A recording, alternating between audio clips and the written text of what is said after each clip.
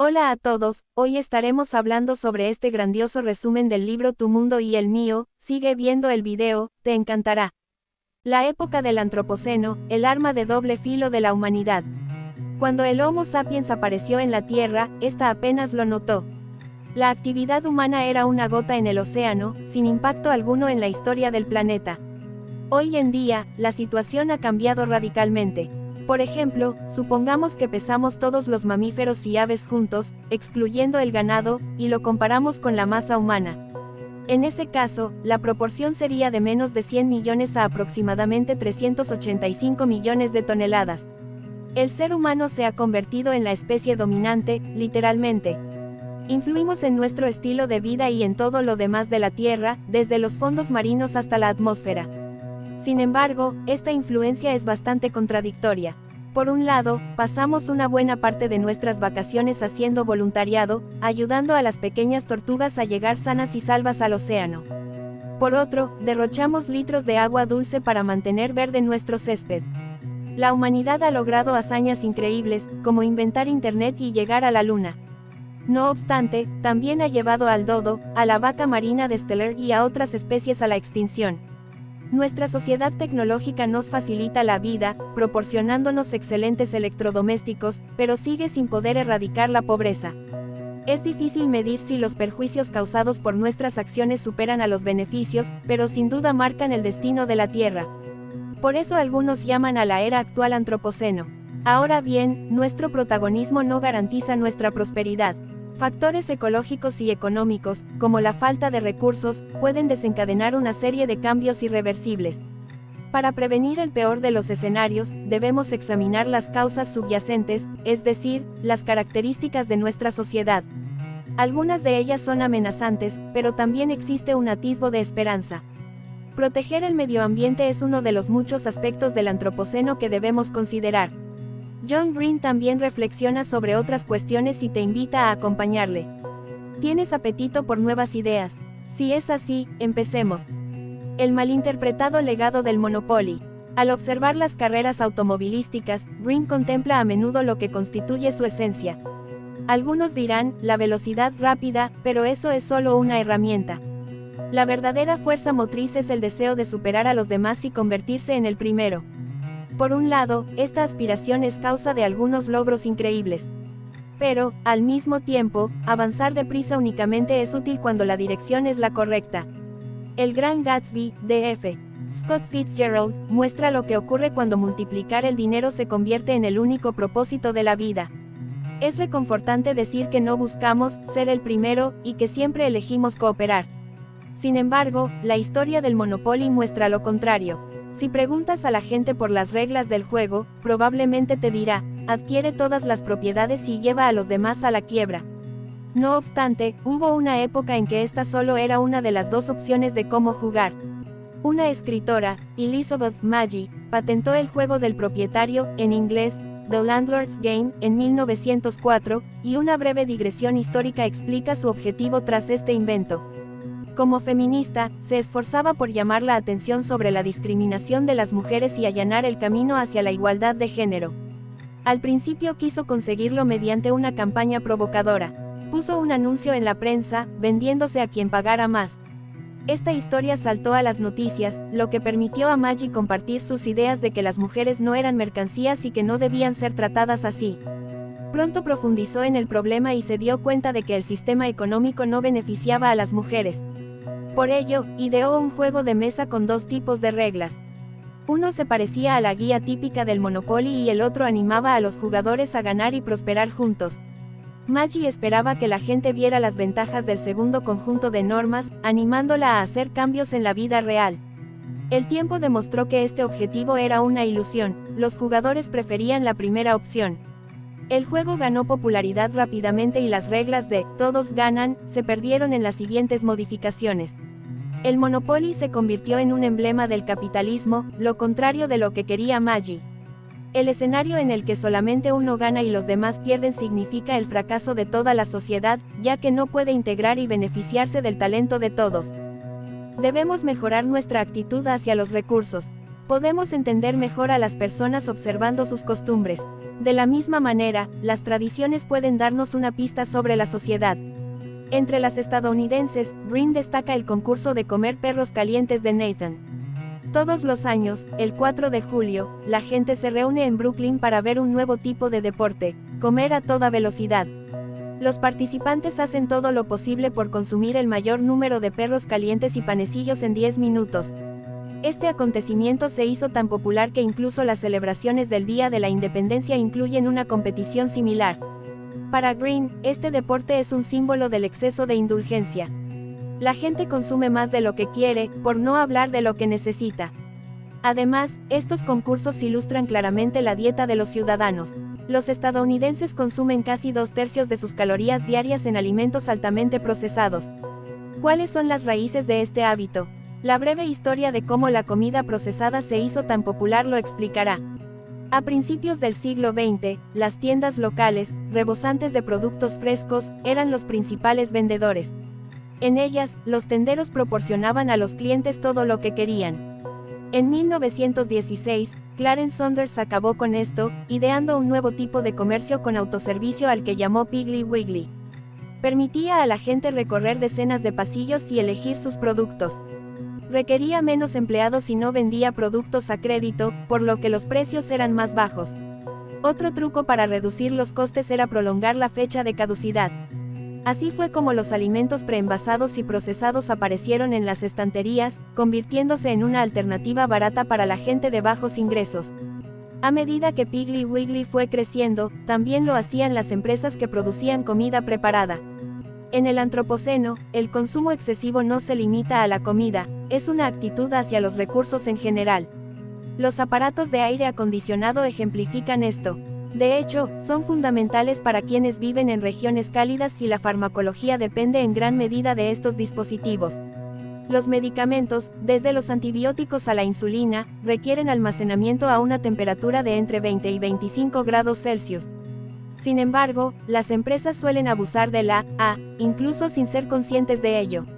Esto se debe a que la temperatura óptima, un estándar para muchas oficinas, se basa en las preferencias del trabajador promedio, que, según los estudios, es un hombre en traje. No es preocupante que enfriemos demasiado las oficinas para que los hombres no tengan que quitarse el saco. Subir la temperatura ahorraría en electricidad y mejoraría la productividad. Según un estudio de la Universidad de Cornell, cambiar la configuración de la A de 20 a 25 grados Celsius disminuye los errores de tipeo de los trabajadores en casi un 50%. ¿Sabías que el aire acondicionado consume el 10% de la electricidad mundial? Deconstruyendo las imágenes de los medios de comunicación. Para muchos de nosotros, los velociraptores de Parque Jurásico se convirtieron en el típico ejemplo de dinosaurio. Representados como enormes, intimidantes y escamosos, desempeñaron un papel crucial en las películas. Sin embargo, los verdaderos velociraptores tenían plumas, tamaño de pavo, cola larga y vivían en el territorio donde hoy se encuentra Mongolia. ¿Cómo surgió esta incoherencia? El autor de Parque Jurásico, Michael Crichton, describió otro dinosaurio, el Deinonychus, en su historia. Pero su nombre no sonaba lo suficientemente aterrador, así que utilizó velociraptores en su lugar. Por desgracia, estas incoherencias no solo se dan en la ficción. Como demuestra la historia de White Wilderness, los documentales no son excepciones. Ganó el Oscar al mejor documental en 1958 por contar la historia de la flora y la fauna del Ártico. Pero tiene truco. En una de sus escenas, los leminos, pequeños roedores que viven en la tundra, saltan desde un acantilado al océano Ártico durante la migración. Algunos pueden percibirlo como una lucha contra las fuerzas de la naturaleza, otros consideran a los animales unos insensatos. Pero la verdadera razón fue que la tripulación los empujó al océano, filmando cómo caían y se ahogaban. Es tan solo una de las varias falsificaciones de este documental. Además, la tergiversación puede ocurrir involuntariamente. Por ejemplo, aunque los periodistas de los programas de noticias se esfuerzan por ser imparciales y justos, el mero formato para presentar la información es tendencioso. Las noticias se centran en temas recientes, no siempre relevantes. Los medios de comunicación informan de acciones, no de procesos. Por lo tanto, es poco probable que descubras en ellos que el índice mundial de mortalidad infantil ha disminuido un 60% en los últimos 30 años. La brevedad de las noticias no permite a los periodistas explicar la información complementaria. No obstante, esta es crucial para entender qué está ocurriendo. A veces la inexactitud en la representación es enorme. La historia de Green es un gran ejemplo. Durante un tiempo, compartió vivienda con 3 amigos, Katie, Shannon y Hassan. Este último es de Kuwait, pero tiene parientes en Irak. Por eso, Hassan sintió aprensión por su familia cuando los estadounidenses invadieron el país en 2003. Su único alivio lo constituían las imágenes y las noticias de la televisión, que le ayudaban a comprobar lo que ocurría allí. Una vez, Green y él estaban viendo un reportaje hecho desde Bagdad en el que los periodistas hablaban de la ira en las calles de la ciudad. Hassan sonrió. Una pintada en árabe al fondo decía: "Feliz cumpleaños, señor, a pesar de las circunstancias". Los arquitectos invisibles de la innovación. En el Antropoceno, a menudo dividimos a la humanidad en genios y el resto. Los medios de comunicación informan periódicamente sobre los grandes avances y las pocas personas que los lograron. Por supuesto que merecen elogio y respeto, pero también aquellos cuyas ideas se convirtieron en la base de sus descubrimientos. Green cree que debemos llamar la atención sobre ellos, contando más sobre los sistemas sociales y las comunidades. Veamos algunos ejemplos de la historia que ilustran su punto de vista. El cometa Halley, conocido como el único de carácter periódico, debe su nombre al astrónomo inglés Edmund Halley. Descubrió que iluminaba el cielo cada 74 a 79 años y predijo que la gente volvería a verlo en 1758. Además, fue famoso por sus trabajos sobre el campo magnético de la Tierra y la órbita lunar. Al mismo tiempo, Halley pertenecía a una comunidad científica de la que se benefició enormemente. Por ejemplo, estudió los informes de otros astrónomos que habían descrito cometas similares en 1607 y 1531. Antes de la predicción de Halley, Robert Hooke, figura destacada en muchas ciencias, sugirió que algunos cometas podían aparecer repetidamente. Además, la Royal Society y otras instituciones crearon un entorno favorable a la investigación. Estos factores son esenciales en distintas épocas, desde el Renacimiento hasta los tiempos modernos. Por ejemplo, ¿qué habría pasado si Miguel Ángel no hubiera vivido en la poderosa e influyente Florencia? ¿Qué habría hecho sin los descubrimientos en anatomía, que garantizaron la exactitud de sus obras maestras? Además, las pinturas de la Capilla Sixtina no son solo obra suya, tuvo ayudantes cualificados. Del mismo modo, Thomas Edison cooperó con compañeros para realizar sus inventos en el siglo XIX. Las historias sobre genios suelen omitir estos detalles tan complicados. Sin embargo, no restan importancia al papel del talento. Reconocer esto fomenta un mayor aprecio por quienes han estado entre bastidores. Por eso Green cree que el arte se parece, en parte, a la bola de pintura de Alexandria, Indiana. Su propietario, Mike Carmichael, puso en marcha esta iniciativa en 1977. Día tras día, su familia cubría la pelota de béisbol con capas de pintura. Pronto este objeto atrajo a muchos turistas, y ahora ellos hacen la mayor parte del trabajo. Como resultado, la pelota mide más de 4 metros de circunferencia y tiene más de 26.000 capas de pintura. Aunque no vemos la mayoría de ellas, todas aportan. Para Green, es una metáfora de que cada uno de nosotros, por pequeña que sea nuestra contribución, va dando forma al arte. Las acciones de todos son importantes. Debemos complementar nuestro poder con responsabilidad. Después de desear buenas noches a sus hijos, Green suele oírlos decir, osos polares. Así le recuerdan que hay que apagar las luces para ahorrar electricidad. Su profesor les dijo que así podrían salvar de la extinción a muchos animales, incluidos los osos polares. El miedo a que alguien o algo pueda desaparecer debido a nuestras acciones indica el atisbo de esperanza del Antropoceno, el sentimiento de responsabilidad. Sabemos que ya ha salvado, por ejemplo, a los gansos de Canadá. Los científicos solían pensar que esta especie se extinguiría en la primera mitad del siglo XX. La razón era la caza. Normalmente, la gente capturaba un ave, la dejaba sin poder volar y la abandonaba en los campos para que llamara a las demás. Cuando las bandadas de gansos se acercaban al señuelo, comenzaba la caza. Afortunadamente, esta práctica se ilegalizó en 1935, lo que lo salvó. Año tras año, su población se fue recuperando lentamente de la actividad humana. Otro ejemplo es del otoño de 1940. El adolescente Marcel Rabidat paseaba con su perro cerca de Montignac, Francia.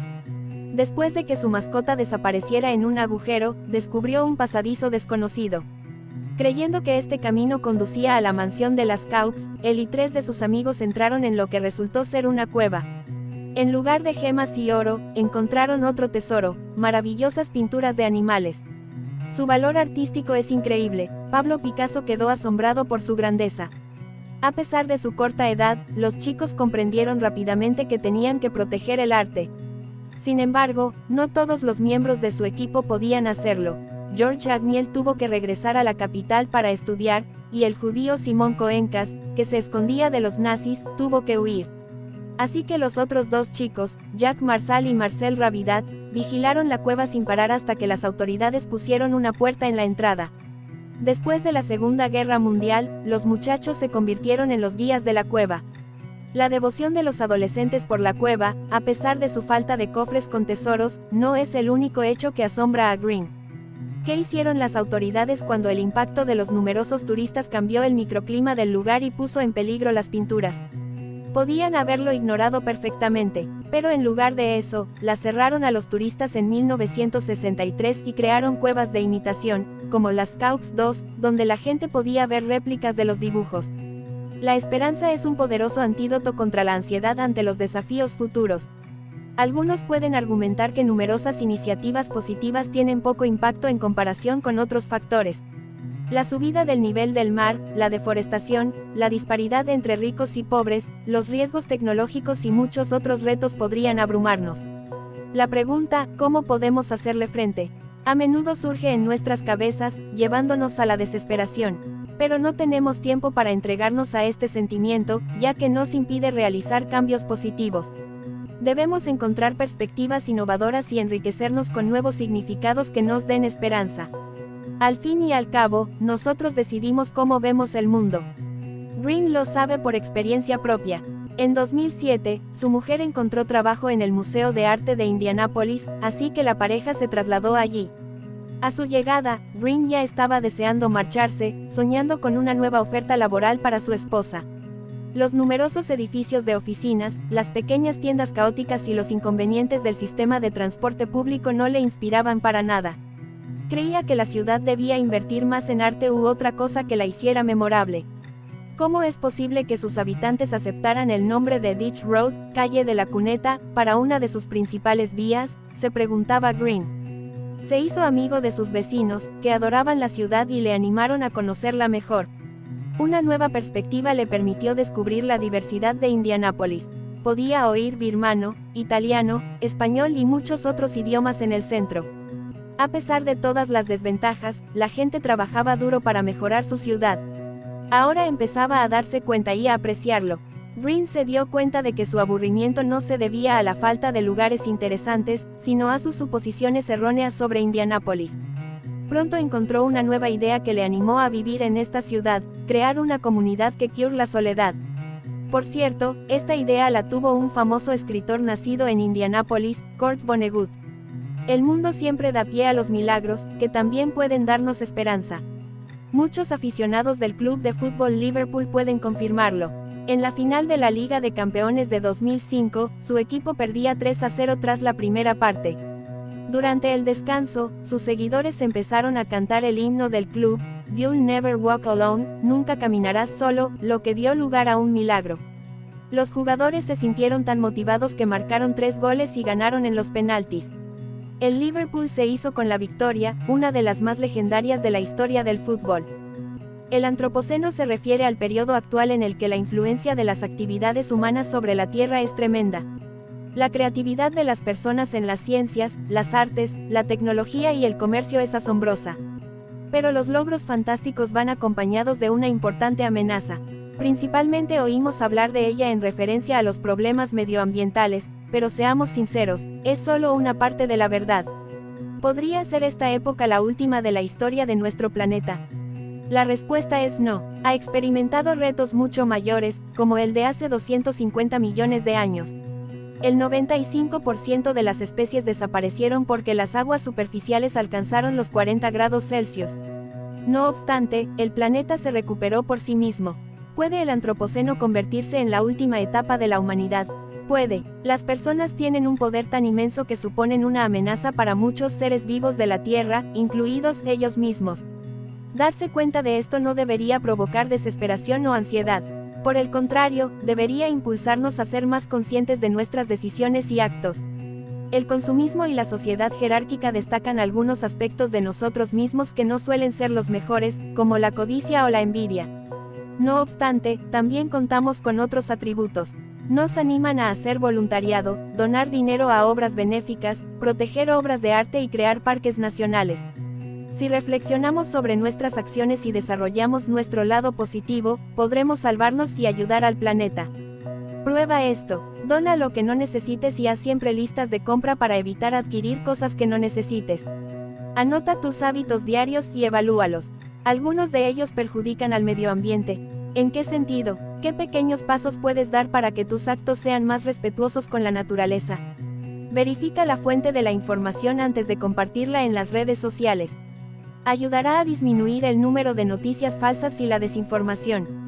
No olvides darle me gusta, suscribirte y activar la campanita de notificación para que puedas seguir viendo más resúmenes como este. Nos vemos en un próximo video de resúmenes de éxito para la vida.